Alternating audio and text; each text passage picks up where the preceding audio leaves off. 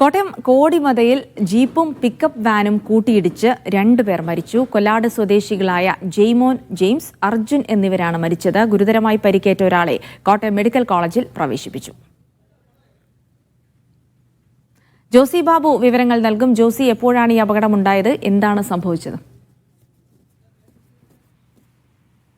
ഗിൽസി, രാത്രി 12 മണിയോടുകൂടിയാണ് അപകടമുണ്ടായത്. Pickup വാനും Bolero ജീപ്പും കൂട്ടിയിടിച്ചാണ് അപകടമുണ്ടായത്.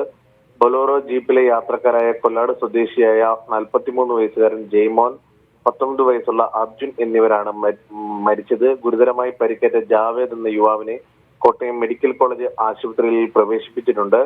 ജെയ്മോന്റെ വീട് മാറ്റവുമായി ബന്ധപ്പെട്ടുകൊണ്ട് സാധനങ്ങൾ ഷിഫ്റ്റ് ചെയ്ത ശേഷം ഇവർ രാത്രിയിൽ തട്ടുകടയിൽ ഭക്ഷണം കഴിക്കാൻ എത്തിയതായിരുന്നു.